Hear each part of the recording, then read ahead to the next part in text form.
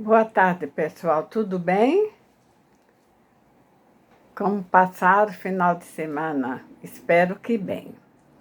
Hoje nós vamos encerrar a nossa série sobre os homens, sobre as pessoas que serviram a Deus. E vamos encerrar com o evangelista Lucas. Lucas era um médico que colocou a sua profissão e colocou o seu trabalho em a serviço de Deus.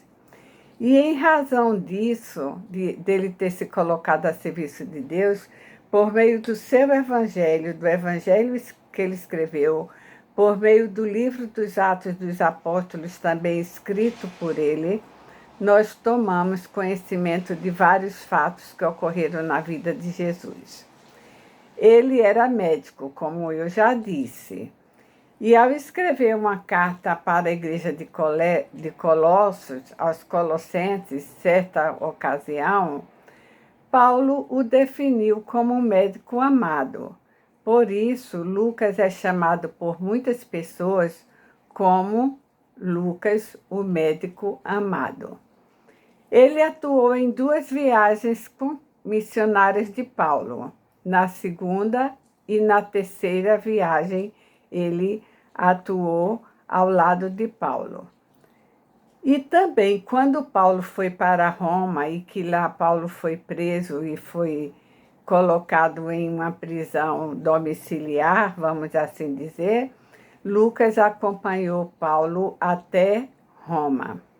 Foi, portanto, uma pessoa que não só colocou o seu serviço, a sua profissão a serviço de Deus, mas que deu atenção ao apóstolo Paulo, vivendo e acompanhando, aprendendo e ensinando também. Ao escrever a sua carta para Filemon, Paulo se referiu a Lucas como um grande cooperador,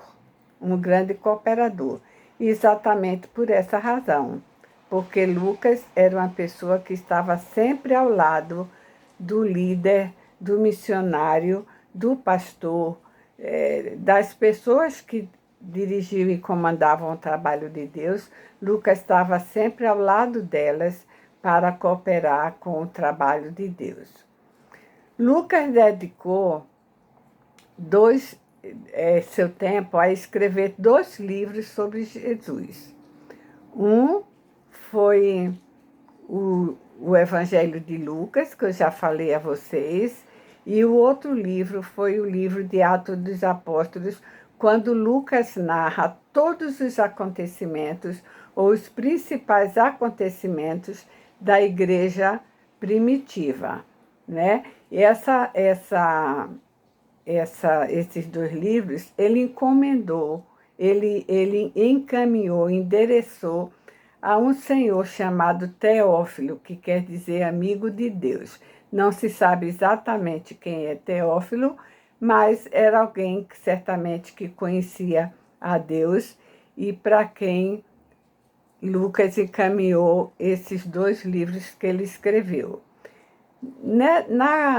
Ao escrever para Teófilo, escrever e mandar para Teófilo, Lucas explica que ouviu o depoimento de testemunhas oculares que viram e que testemunharam todos os fatos de Jesus, que averigou os fatos narrados pelas pessoas, que investigou todos os acontecimentos relatados, exatamente para não incorrer em qualquer erro, para contar da maneira como os fatos aconteceram.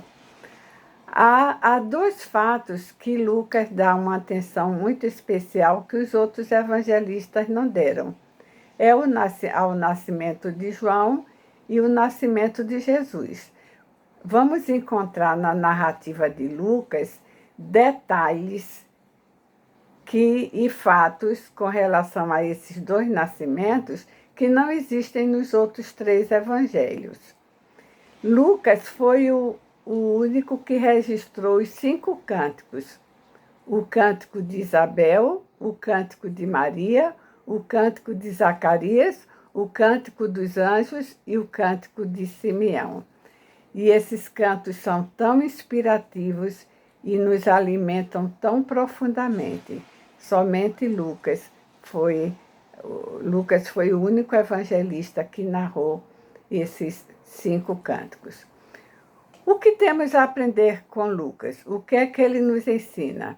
Seja qual for o nosso trabalho ou a nossa profissão, devemos exercê-los para o louvor, para a honra e para a glória de Deus. Não importa qual seja o trabalho, não importa qual seja a profissão. Eles devem ser exercidos para a honra e para a glória de Deus. Deus deve ser honrado e louvado em tudo que nós fazemos, seja qual for o trabalho, seja qual for a profissão que exerçamos. Eles jamais deverão ser motivos ou desculpas para não realizarmos o trabalho do Senhor. Há muitas pessoas que usam seu trabalho e usam sua profissão como desculpas para não realizar o trabalho do Senhor. Isso jamais deve acontecer, mas exatamente ao contrário, fazermos como Lucas, usarmos a nossa profissão, usarmos o nosso trabalho para o desenvolvimento do trabalho do Senhor. Se nós seguirmos o exemplo de Lucas, com certeza o trabalho na obra de Deus será duradoura. O nosso trabalho na obra de Deus será duradoura. Por quê?